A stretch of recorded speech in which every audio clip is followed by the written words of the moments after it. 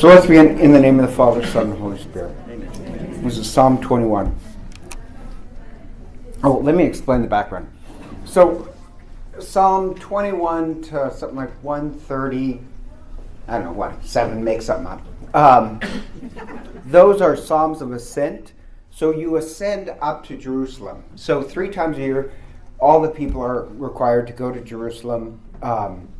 And so as you're traveling up the mountain, it's easy to get lost and dangerous. So they would pray these Psalms of Ascent. So you have to imagine that you're on this journey to Jerusalem. So I lift up my eyes toward the mountains. From where shall my help come? My help is from Yahweh, who made heaven and earth. He will not let your foot slip. He slumbers not who guards you. Indeed, he never slumbers nor sleeps, the guardian of Israel. Yahweh is your guardian. Yahweh is your shade. He is beside you at your right hand. The sun shall not harm you by day, nor the moon by night. Yahweh will guard you from all evil. He will guard your life. Yahweh will guard your coming and your going. Amen. So I have to tell you, the recording last week didn't record because there was some operator error. I have fired that person. They will never step foot. Also, thank you for the Torontos. And I probably mispronounced her name. There's somewhere they gave the donuts. I think I'm taking a wild shot. Oh, there's Maureen. I saw your curly hair.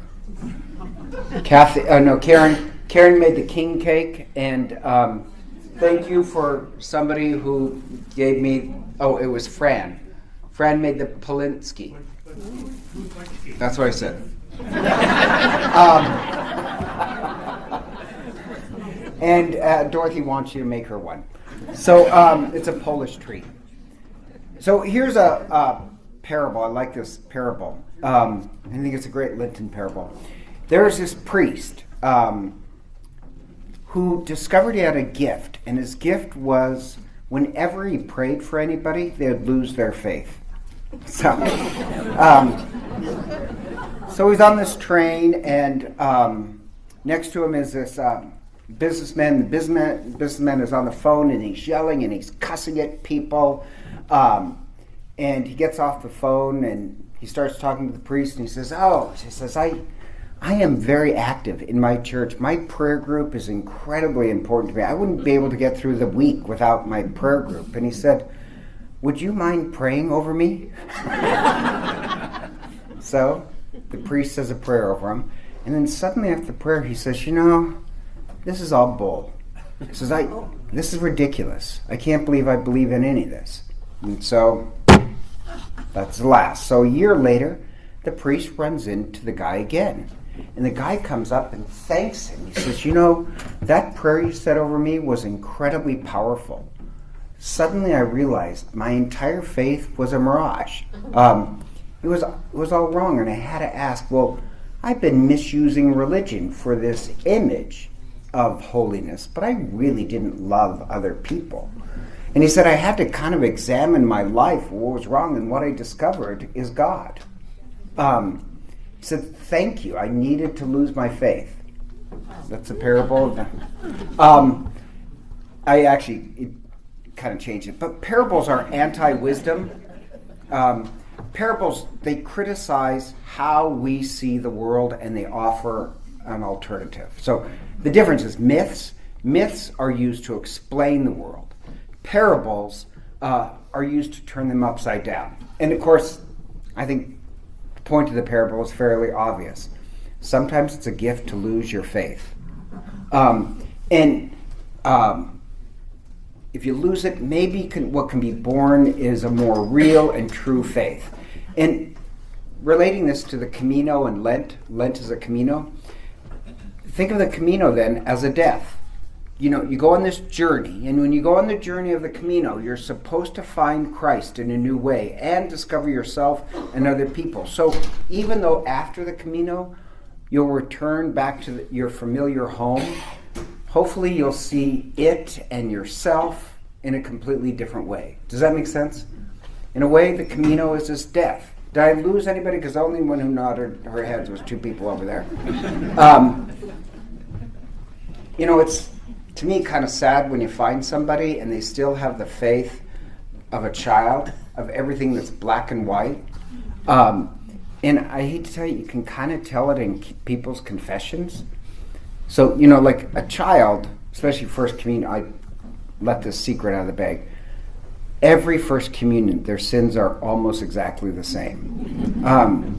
They lie to their parents, and they fight with their brothers and sisters. They are little liars.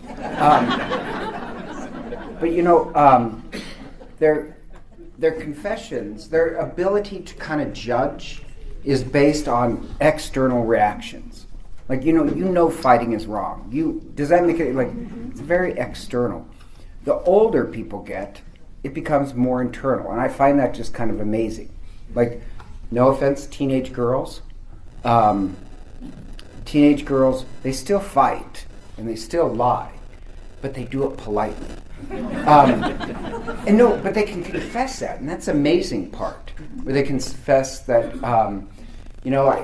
I have very poor self-image and I'm very jealous of Linda, and so, I divide her I spread gossip about her. Like, that takes some subtlety. Does that make sense? It's not so black and white. You can see what you're doing. And I just kind of, actually in this way, applaud that, because the older people get, they can see far more subtlety. And that just means that their faith has grown. If you're an older person and you can only judge your sins by the reactions of other people, that's kind of sad. Like, sometimes, yes, even your faith and your sense of religion, it should go through this death. It should change. So the Camino, if you remember, especially in the book of Lismore, this Celtic spirituality, you take a Camino so that you can view yourself and other people and God in a whole new way. And so what I want you to think about is, it sounds strange, Lent is a time to die to your faith, to have it reborn in a more true and deeper way. And we're just about to enter into Lent, and I just think it's kind of strange that the same way the Celts believe, no, every so often your faith should die and be reborn. Isn't it odd we're just about to do that? Can you think of some time in your life that, seriously, just give us a second, some time in your life that, oh yes, my faith died and was reborn to something far more stronger? That's a good Camino.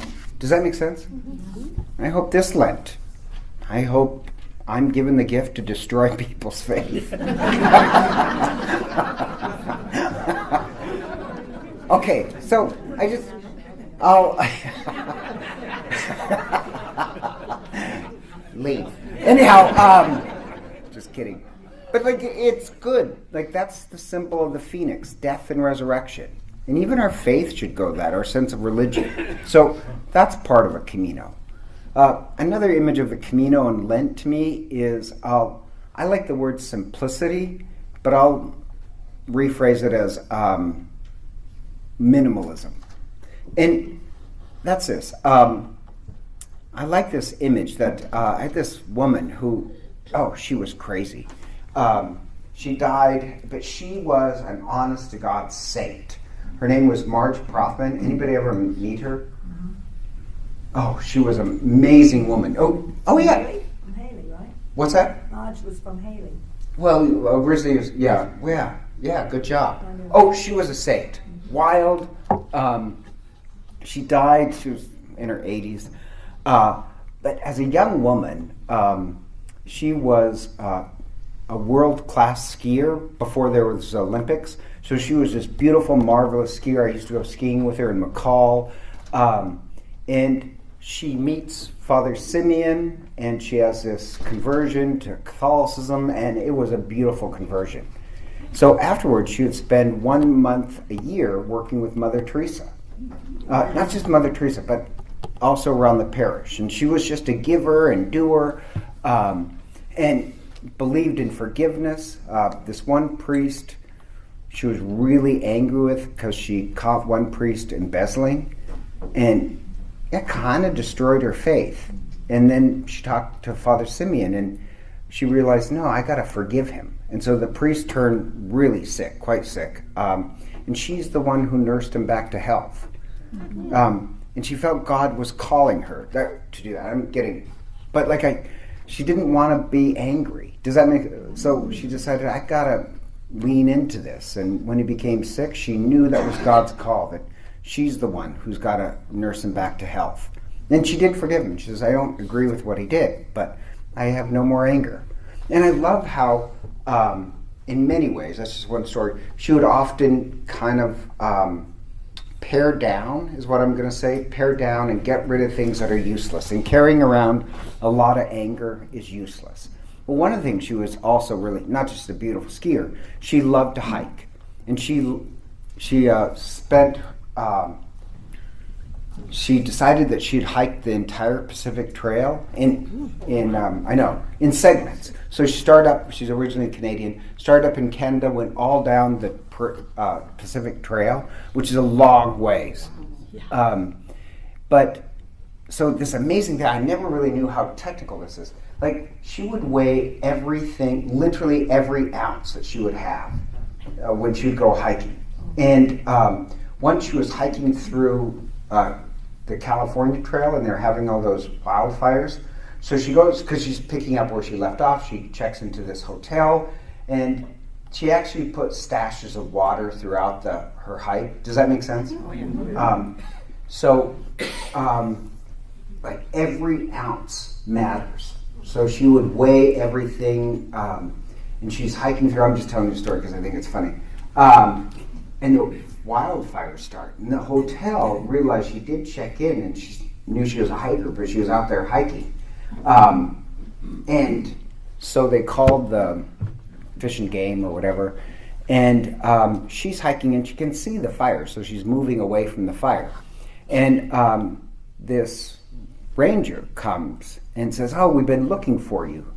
And she says, we knew you were lost. She says, I'm not lost. I can see the fire. I know exactly what I'm doing. But she's taking the ride, right? So she's driving back, and he gets on the radio and says, we found the 79-year-old. We found the... Would you stop saying 79? But I just think that's funny. And another time, she's hiking the Pacific Trail, and she breaks her leg. She breaks her leg, and she doesn't panic, but she realizes water's now going to be immediately an issue because she can't move. So she moves her this little tarp she had over her, and in a day, somebody does come upon the trail and find her. Isn't that amazing? Yeah. But what the amazing part really is, you have to plan everything out, and everything that you pack you're going to have to carry, so you weigh everything. And that's what I consider minimalism, the same way a hiker would weigh everything. I mean, physically, I think people carry around a lot of stuff, not just emotionally but physically, and there's kind of this downsize of upsizing. They have too much. We have so much. And I thought about this because I like this. If life is a Camino, then having too much has a downside. And one is that you're buying attention. I lived in LA for a short time, for 4 years, off and on. And then I was the pastor of Good Shepherd for a little while, which is in Beverly Hills. Really nice Catholics there. But, no, they really are, really. I was kind of surprised, because I thought they'd be snooty, but they weren't. The Catholics were great. But I'd go to the Starbucks, and I'd have coffee before working out every day, and met a lot of interesting characters. And so became kind of friends with this one person, and I'm at Starbucks and talking to him, and somebody else comes up, and I said, oh, what do you do in LA? And he says, I'm a writer. And I said, wow, a writer. Like, I was impressed to have and I said, who do you write for? And he said, well, I don't write for anybody. And I said, have you had any of your plays or things published? He says, well, no, not yet. I said, no, wait a minute, you're a writer, but you're not employed as a writer. And he says, yeah, I just write. And I said, well, how do you make a living off that? And he says, well, I just write for, I'm selling my writing. And I said, yeah, but how do you pay the bills? And I can see my friend is getting angry, but honest to God, I'm just at this point, I haven't figured it out. I'm a little thick. So he leaves, and this Starbucks friend says, well, that was rude of you. And I said, no, I just was excited to meet a writer.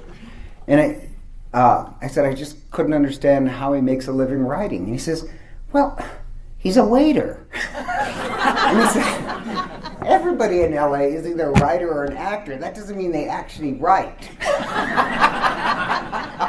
It's like, but you can't, in my book, there's nothing wrong with being a waiter, but you can't say that. And so life is this mirage. And then it was amazing. I found these people driving sports cars, these very expensive sports cars. And I can't remember what one of them was, but it was an extremely expensive sports car. And the guy was like a waiter or a clerk or something. And what I found out is people will buy these really expensive cars that they can't afford. And the reason why is that they're buying attention. Does that make sense? Even though there's no way they can pay for it, they can't pay for the insurance, they need to have this stuff to give their life value. They've upsized. And even they did a study, I don't know, I know this sounds strange, I read this. Have you seen those big-faced watches that are very popular now? Not against them. Great, good. But did you know that's actually a sign of somebody living in debt?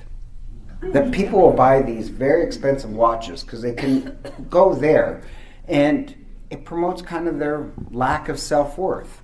So, I met this guy who had a big face watch, and I'm not saying they're wrong, you can have them, but he had a big face watch. So, statistically, that means somebody who's living in debt. And he wanted to talk to me about seeing if he can get some money from the church. And because of his truck payment, he drives a big truck. And I said, how much is your truck payment? $600 a month. And he has a $13 an hour wage. And so I tried to explain to him that maybe your real problem is spiritual, not economic. And I really mean that you're buying all these things to get attention, and that's a spiritual problem. Does that make any sense? Do you really need such huge amounts of stuff? And I have to admit, I have few possessions, but the ones I have, I really enjoy. And if you get too many, I think they just disappear into the background. And so William James, famous psychologist, philosopher, said, at the end of the day, your life will be what you paid attention to. And having to this philosophy, if I shop, therefore I am, you gain all this stuff, but you're buying people's attention, and all it creates is all this anxiety. Or the second thing is, all this stuff you're paying rent on. Things are our roommates. And just as we pay rent, our things pay rent as well. They create more work for you, and they pay rent. And organization is not the same as minimalization. You're paying rent. And met this person who is visiting from LA, very good person, not good person, but he was talking about how expensive the rent is in LA. And I can't remember how much he said, but just for a 2-bedroom apartment, he pays, a couple $1,000. And I said, well, who do you live with? And he says, well, I live alone. And I said, well, why don't you just move to a 1-bedroom apartment? And he says, well, one room is for all the stuff that I store. And so I said, you're paying rent for things you do not use. And he admitted that he doesn't really use them, he just keeps them in storage. And wouldn't it be easier just to be like Marge Brothman? And that everything costs something. I just think it's easier if life's a journey, travel light. you don't really need to keep your college textbooks that you won't ever use again. And so, but that's heaviness, and it creates stress. Why not look at the upside of downsizing? And minimalizing makes your life a little bit happier for the journey. Enjoy what you have. I love my mother, not to put her down, but she has a lot of china that she's paid rent on. But if you go over to her house, she'll give me a plastic plate to eat off her. No, I'm serious. She's saving her china for something special. And I said, for God's sake, you have all this china. Why don't you just eat off the china? You're 81 years old. Why not just eat off the china every day and just toss it? But she has a lot of china, which she loves cooking, she loves that stuff. But for the love of God, enjoy it. Give up the plastic.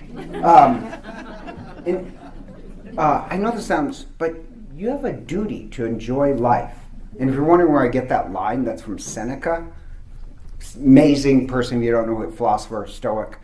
But he would say, you have a duty towards joy.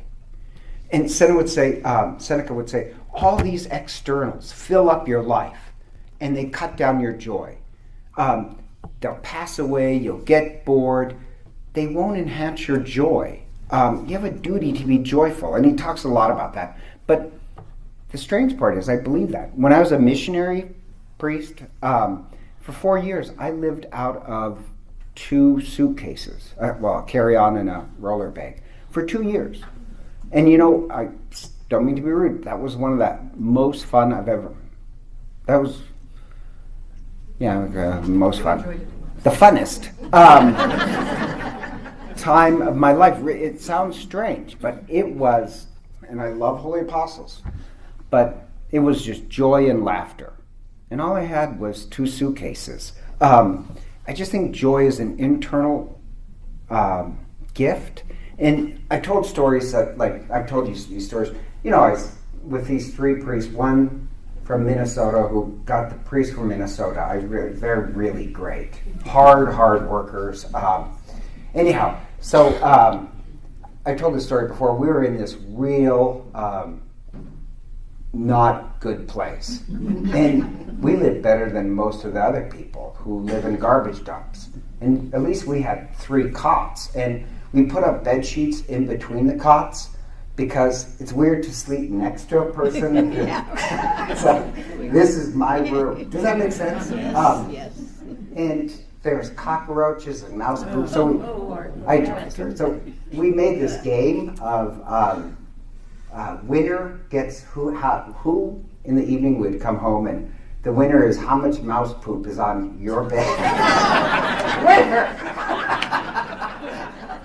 But no, seriously, if I can be happy in mouse poop and 2 pieces of luggage, you can be happy anywhere. You don't need all this stuff. Does that make any sense?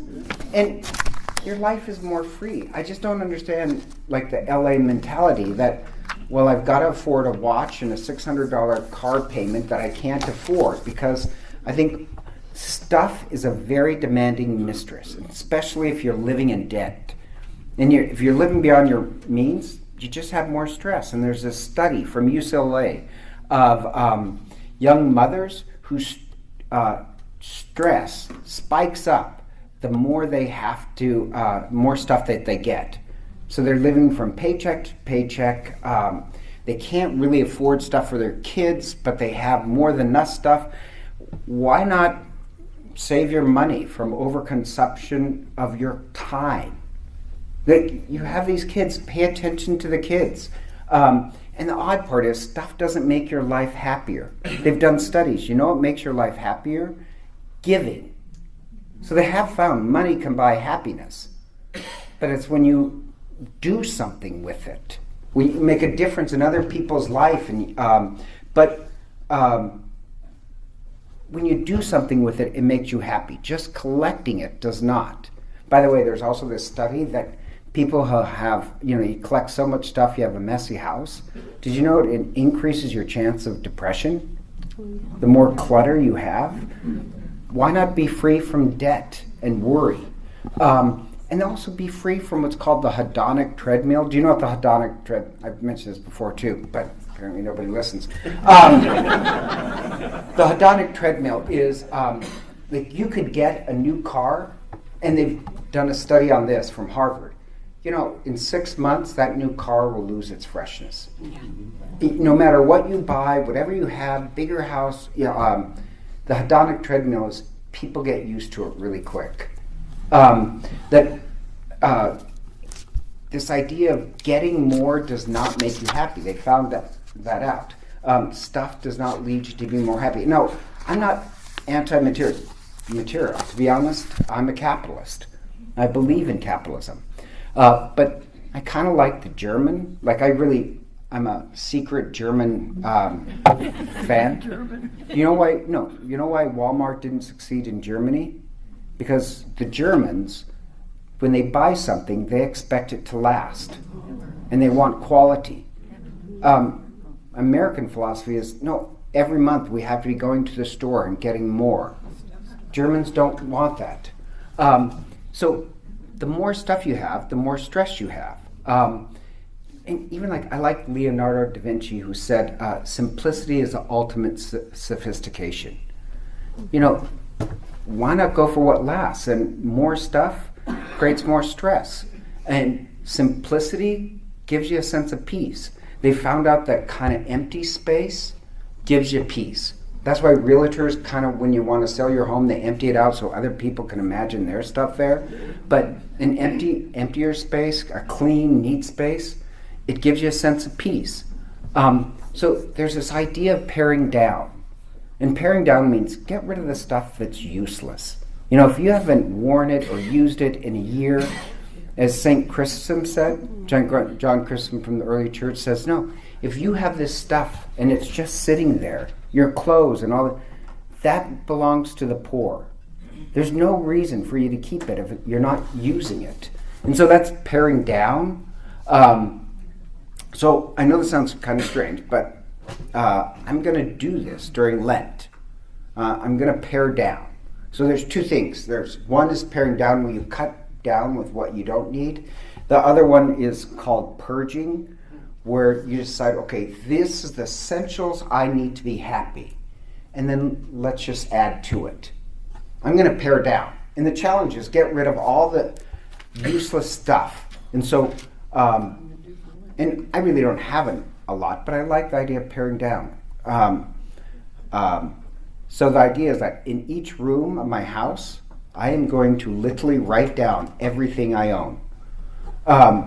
And anything I haven't used in a year, it's going to be given away. Does that make sense? So how about this? For Lent, why not do that? Why not take a challenge of paring down your life of all physical things?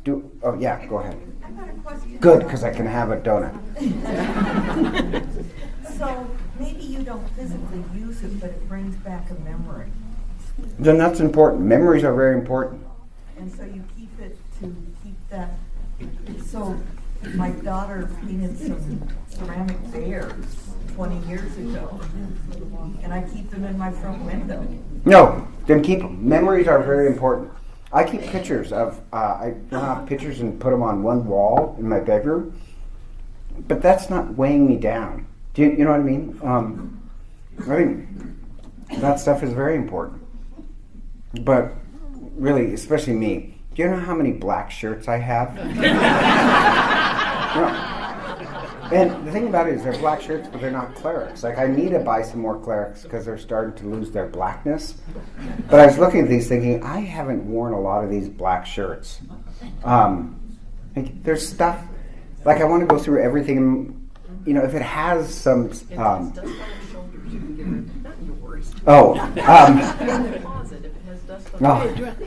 I say if you haven't worn it. But how about Lent? Try that. Pare down. Take one room and go through everything. If you don't need it, give it away. But memories are important. So, questions, objections there? Does that make... think of it like the Camino. This is what I'm going at. Think about like your Marge Prothman hiking a Camino. Take what makes you happy.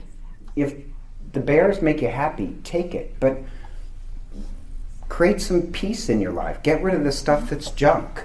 All of it you're paying rent for. So why do that?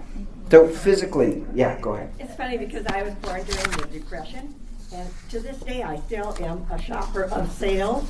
And I'll go with, I watch all the ads and for food. And of course, my one son he thinks I'm crazy because they just go to the store and get whatever they need, but I'll run around and get what I need because it's on sale. And I still have that same mode of, don't, you can't do that. Oh, so Lotus said she was born during the Depression. She only buys things that are on sale, and her Right. family thinks she's crazy. I want to testify to that. But I think that's wise because, I just don't want the stress of, I think that's wise. But here's the bad part: my mother and aunt, when they go to Lake Havasu, which she's not going this year, you know what the first thing they do is hit the thrift stores. It's like, Mother, you don't need anything. Why do you? I just don't want to miss out on anything either. But part of that, let her have her fun. But she gets a lot of sales, a lot of China. Back in Wisconsin, we had a priest who had a similar theme to some of his homilies, and he would remind us that you never see a U-Haul behind a purse. But, so in Lent, there's supposed to be a death. How about a death to our stuff? And working on this the same way, if I'm going to do that much work with the baggage that's in my house and write down everything, I think we should do the same thing with our hearts. You know what I mean? I just think people carry a lot of baggage. And I want to make this analogy: when I'm going through my house, I'm actually going through my heart. Does that mean, I want to get rid of all the excess baggage so that the dead faith can be pared away? Thanks for ruining our day. What I go for. It's my spiritual gift.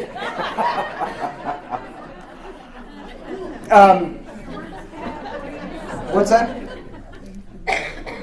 Somebody else has a question? Statement? Yes. I would like to say something. Okay, you just did.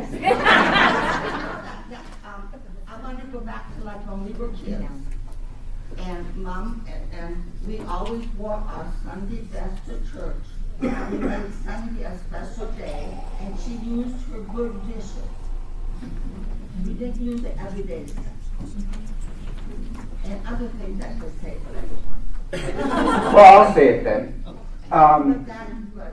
But that is really interesting. Nowadays they don't dress good at all. I know everybody spends so much money on ugly clothes. No, seriously, you're spending money on clothes that are ripped and look ugly so that... Yeah. And then you come, there's no special place. Sunday, put the china out. Dress up for Mass. Nobody does that anymore because... And they have more than enough clothes. But in Europe, they will come to you in church because we live there. But if you go to church and you have your shoulders are showing, or if you're in shorts, somebody will walk up to you and give you a paper shawl or a paper skirt to put on. Well, I will say, if you go to who was going to Italy? Was that you, Karen? No. Somebody was going to Italy. I said, you will feel underdressed. Because the Italians, they don't have a lot of room either. But what they have is it looks nice, and they want to look nice. Now, I want to get off that just to the idea of I'm trying to go for this death theme and Camino. The same way some of your things have to die and pare down, and that is hard. Lent is a perfect time to do it. So let's also do it with our hearts as well. And I believe in going through and giving the stuff you're not using, that like St. John Chrysostom gave this great homily that stuff you're not using, those clothes, those shoes, those coat, that belongs to the poor. So part of Lent is also almsgiving. And Christ mentions this. This is not an option. During Lent, we do certain things for the forgiveness of sins. And don't think confession. Confession is not just about the forgiveness of sins. It's about you becoming this force of forgiveness. But Christ mentions if you want forgiveness of sins, give alms to the poor. Gives alms to the poor, fast, and pray. So those are 3 practices during Lent. And clean out your houses, and any useless stuff, it belongs to the poor. And to be honest, I really do, I have this great leather coat. The problem is I never wore it. And there's a college kid I know here in the parish who really doesn't have much money. And he was so appreciated because I gave him the leather coat, I know it sounds strange, but nothing makes you happier that, wow, I could give that to a college kid who doesn't have any. Does that, give alms to the poor, and that doesn't mean write a check always. In fact, I don't always think that's a right thing. But, yeah, give your excess, your stuff you're literally not using. Give it to the poor. Almsgiving is one of the practices during Lent. Oh, yes, Fred.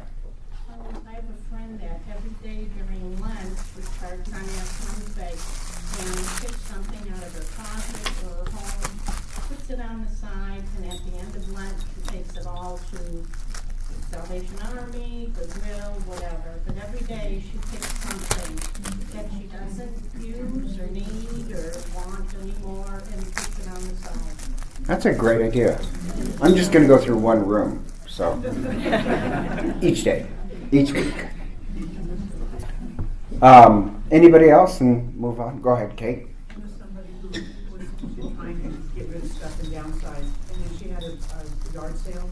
At the end of the yard sale, there was stuff left, and her husband said, "Do you want me to bring this in the house?" She said, "No, I've already detached from it. I have let it go. Take it to Salvation Army, take it to St. Vincent's, anything, but don't bring it back in the house." So once you put stuff in that box, don't take it back out.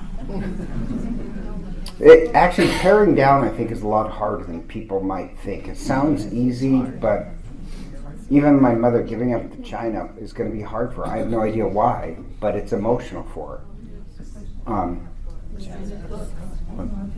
Okay, moving on to more death. Okay, so I want to think about this. I forgot to print it off so I could read it. I think of forgiveness as death as well. Forgiveness is death as well because, likewise, on the Camino, you're carrying a lot of anger and hate, and that weighs you down, right? So during Lent, we're supposed to focus on forgiveness, but think of forgiveness as kind of a Camino as well. And I forgot to print it off, so I'm just going to preach it from memory. Do you remember the story of the 2 servants? Or the first servant finds a second servant who owes him. The first servant owes his master this huge amount. And in the Bible, it's like it would take him 200 years to pay back. And he says, please, it's like 100 million is what it works out to. He says, please, give me till Thursday and I'll pay you back 100 million. Well, there's a little bit of joke there, right? He said, give me a couple days. Well, in a couple days, you're not going to get 100 million. And the master knows that bookkeeping-wise, accounting-wise, this is impossible. So he just forgives the servant the entire debt. Does that make sense? Forgives them the entire debt. Now, the servant didn't do anything to earn the forgiveness. But the king works on generosity. A generosity beyond bookkeeping. And the idea there is that the master, God, works on a whole different way than we do. However, if you notice, then the man goes to the second servant who owes him a mere fraction, and throttles him and says, give me what you owe me. And he says, give me a couple days. He says the exact same phrase. He says, give me a couple days. And he says, no. And he throws him and his family into prison to pay back the debt. Now, the man, he was shown generosity, but when he meets somebody else, he continues to work by the philosophy of bookkeeping. Does that make sense? This is what you owe me. And the first servant goes and continues to operate really under bookkeeping, so there is no forgiveness. He doesn't understand the generosity that was given to him. And the king, when the king finds out, when the master finds out, when his servants tell him what has happened, he gets angry and throws the guy in jail. The king showed him a different path, a way of generosity, and yet it goes literally right over the guy's head. No, literally right over the guy's heart. He was shown generosity, and it went over his heart, and he just operates according to bookkeeping. He's still in that place where everything is about how much you did and I did and how much you owe me. And there's this really horrible twist in the parable.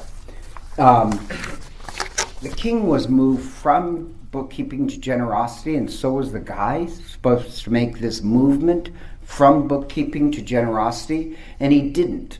So the guy who has his debt forgiven ends up in prison. Now, when you hear the parable, you're saying, well, what? I thought he was forgiven the debt. How did he end back up in prison? And think of the Camino of forgiveness as moving from generosity to forgiveness. It's a Camino. And the man who refuses to give, he's stuck back in prison because he never left it in the first place. Do you get the part that's unfair about the parable is that the guy ends back up in prison, but the real trick is he never left. He was set free, but he still stays in this prison. And forgiveness, if you stay in this, even if you have your sins forgiven, and you stay in this world of how people owe me and I owe them, then you're still living in the prison of hatred. You've made no Camino. So, remember when I said confession is more than just the forgiveness of your sins? A lot of Catholics seem to forget that or not know it. But when the priest says the prayer of absolution over you, if all you want is your sins forgiven, give alms to the poor, fast, pray. But confession, technically, reconciliation, is that when the priest says the prayer of absolution over you, that's a consecratory prayer. It's a prayer that you, who know forgiveness, will free other people. Does that make sense? It is a consecration that you who know the power of forgiveness will share that power with other people. If all you do is celebrate that your sins are forgiven, but you still live in that place of bitterness and anger towards other people, you're still in prison. Does that, I like the parable. The guy didn't make a Camino at all. When somebody asks you to forgive them and says, please forgive me, you know I don't deserve it, but please be generous. Be according to grace. And we still cling to this bookkeeping, but they still owe me. Then you're still in this bondage of prison. You're still living in a type of prison that you can never pay back, that nobody could ever pay you back. So when you forgive somebody, you pass this forgiveness on that they don't deserve. Does that make any sense? And I'm not talking about reconciliation, because then people make the jump of, well, this person is a very dangerous person. You want me to be friends with them? No, that's reconciliation. Dangerous people are dangerous people. If somebody's a sociopath, you don't reconcile. But you are obligated to make this Camino of forgiveness from the prison of bitterness and hatred to be completely free. And I think a lot of people don't. So is it unfair that the man ends up in prison? No, because that's where he always stayed. That's where he chose to be. Forgiveness is a Camino. I know people, somebody said this to me a couple months ago after Mass, and they meant it as a challenge. And they said, well, I don't believe in hell. And no, what the person said was, I don't believe God sends people to hell. And so I said, I don't either. I think they choose to go there. You know, like, you choose the prison. You want the prison. Does that make any sense? You've lived your life in this prison of anger, and so after death, you know, that's what you choose. God has freed you, but you choose the prison. And the idea that I like is that forgiveness is a camino. And sometimes I even like it as a chant to say to myself, they don't deserve it. And when I say they don't deserve it, they don't deserve forgiveness, that's a reminder to me to be generous, not to work according to bookkeeping. If I'm forgiving to you because you've earned it, that's no credit to me. Does that make any sense? So I like the chant, they don't deserve it, because you're supposed to be generous with it. Does that mean, like, the college student I gave the leather coat to that he was thrilled with, he didn't deserve it. Does that make, like, I'm not using it, but I just like think of forgiveness as they don't deserve it, because I work according to generosity, not bookkeeping. Well, Rob. I like what you said about reconciliation and the consecration, because throughout the Old Testament and even in Mass at the Epiclesis, that laying on the hands is associated with sacrifice. Yes, this is a symbol of the Holy Spirit coming down. It's a sacrifice and a consecration. And so we're supposed to be a sacrifice. I know, like, somebody couldn't get the difference between a communion service and Mass. And I said, in a communion service, there is no sacrifice. Right. I think the same thing with forgiveness, too. A lot of people want forgiveness without any sacrifice. And you're still living in prison. You haven't made any camino. So yeah, it's consecratory.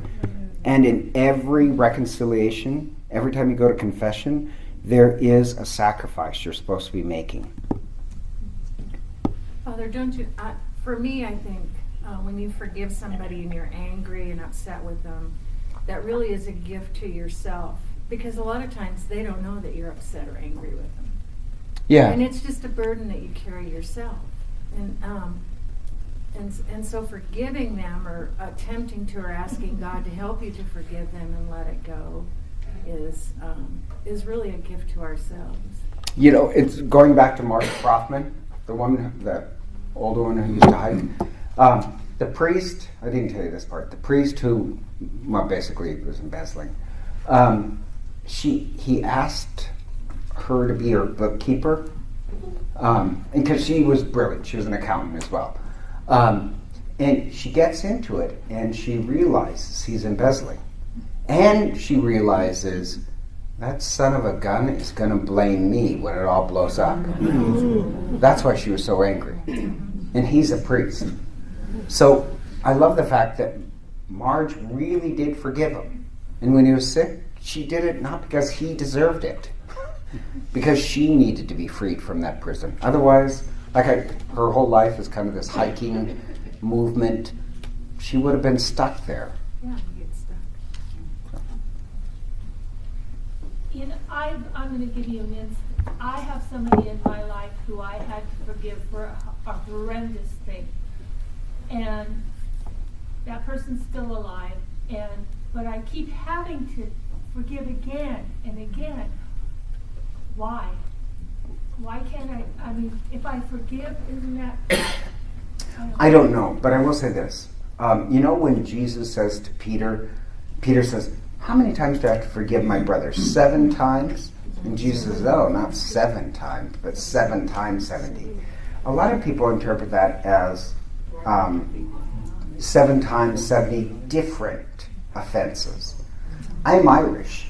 So, if you offend me, I will remember it. And I have to forgive the person 7 times 70 for the same exact offense.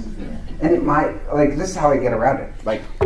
Every time I remember somebody who's offended me, and I can remember that, I always remember the 7 times 70. And yet again, I choose forgiveness. I like the fact that it's multiple times you have to forgive for the same offense, because it underlines you do believe in forgiveness. Yeah, I know forgiveness is not a feeling, it's a Choice. It's a choice, yeah. So I think you're just proving that, no, I have chosen forgiveness as a way of life by 400 times forgiving for the same offense. Yeah. Are you forgiving that person because they continue to offend you, or because you haven't really? Oh, for me, it's because I can remember the offense. It's not a different offense; it's the same offense.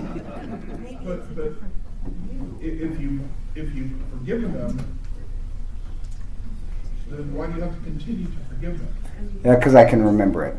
No, they actually have discovered Irish have a gene just to remember their grudges. But so what if I have to forgive them 700 times for the same offense? That just means I believe more forgiveness is a way of life. I'm not going to pick up that thing again. So, Father, are you forgiving? Is that more about forgiving them or about yourself when you have to keep? Oh, it is about myself. I don't want to end up in prison. Yeah, I went to a retreat, Jerome, and one of the themes that came through it is don't let them live rent-free in your head. Yeah, somebody said that. Whenever you don't forgive, you're paying rent for somebody in your head. When I'm paraphrasing a phrase in Job, it says, you're apprehended by that which you have a hand on, or let's see. If you're grabbing unforgiveness, really it has... It's grabbing you. That's a great image. But haven't you ever noticed that among... I know this is going to be terrible, but have you noticed somebody who is a victim of some offense, right? And they hold on to the anger, and they become the very type of offender that they're obsessed with. You're right. You hang on to the anger, and the anger hangs on to you. You become the very thing you dislike. So yeah, forgive over and over. Yeah. So my spouse and I, Puerto Rican and non-Puerto Rican, are very different in a lot of things. And for me, I can forgive and forget. So I never remember an offense. Once I forgive it, I forget it. And so I can't remember hardly any arguments.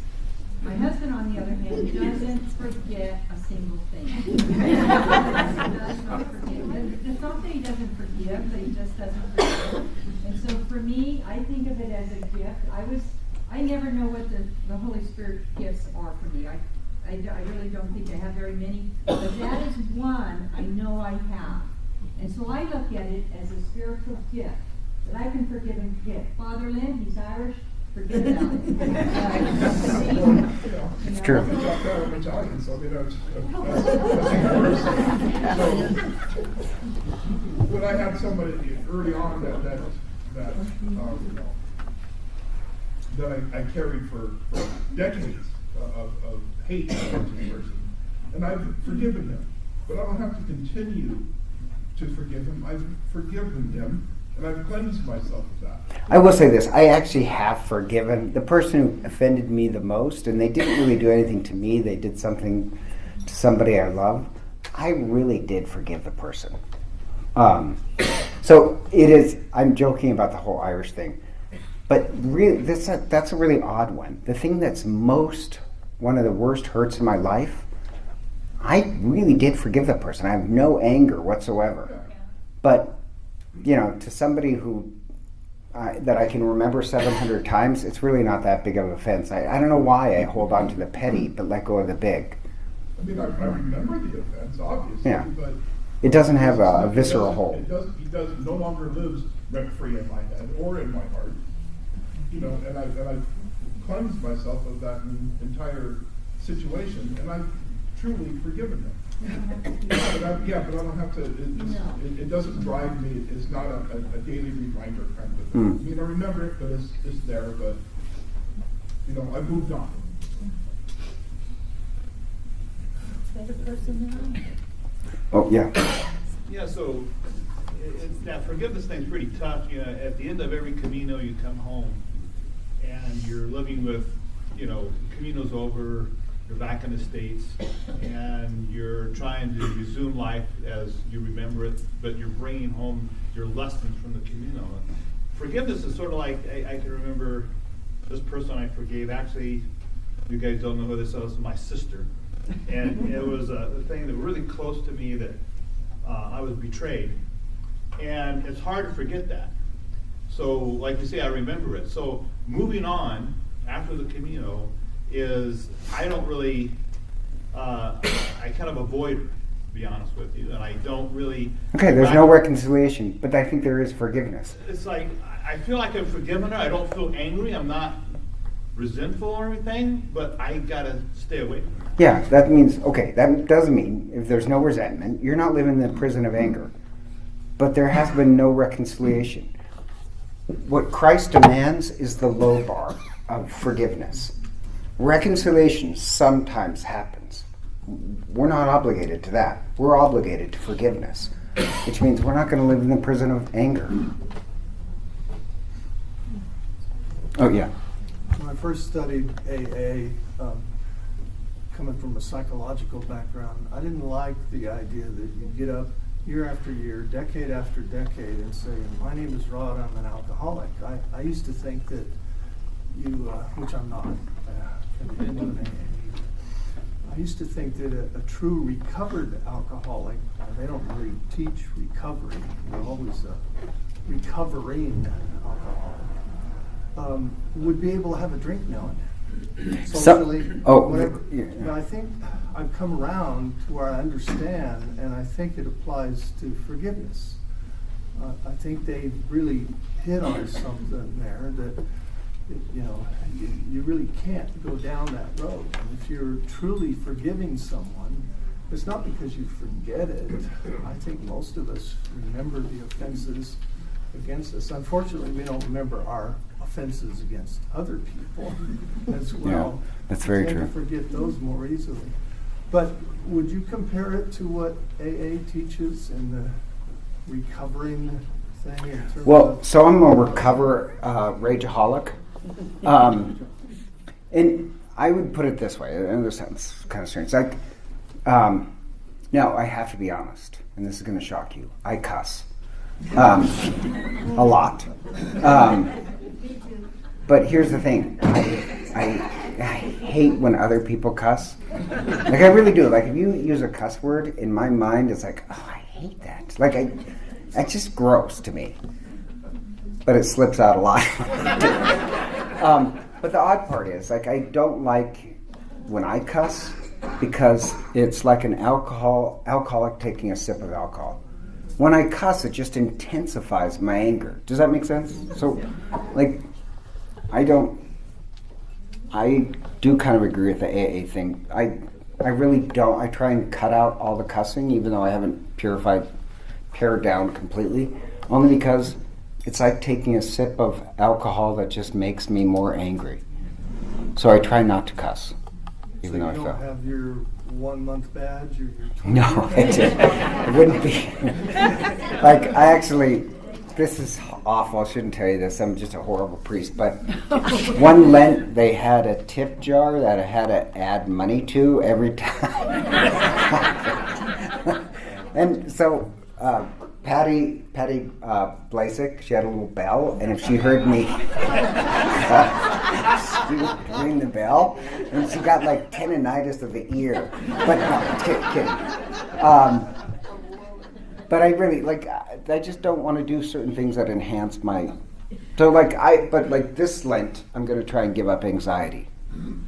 No, only because I know I have a meeting at 10:45. I kind of want to kind of conclude this idea because tomorrow's Lent, and the theme today was travel light, both in your material things, travel light with the things you carry in your heart. So tomorrow's Ash Wednesday, so I really think you should enjoy the day, eat donuts, eat chocolate. But tomorrow, not today, but tomorrow, really think about, what is the thing I need to pare down in my heart?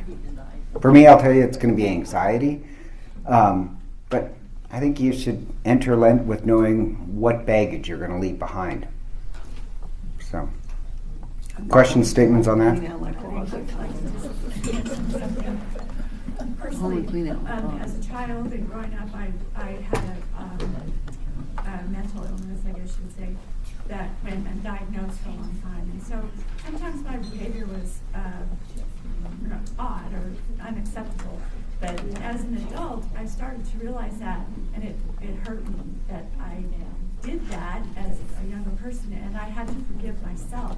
And I think sometimes that's a piece of the forgiveness part, that we have to also tell ourselves we're human, and I forgive myself for whatever. No, actually, she's right. Sometimes, sometimes the person people need to forgive the most is themselves. I found that too. I'm good with myself, but but I do find that a theme in life.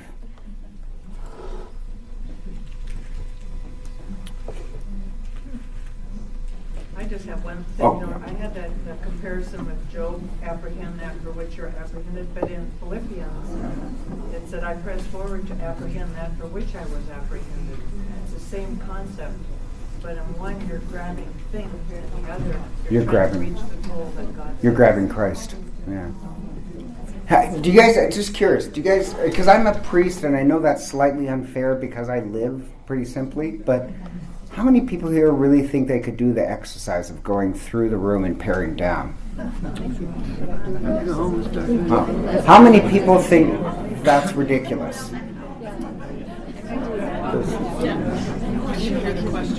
Oh, how many people think that's ridiculous? I couldn't pare it. I was just kind of curious. All right, well, I'll see you guys next week. Enjoy.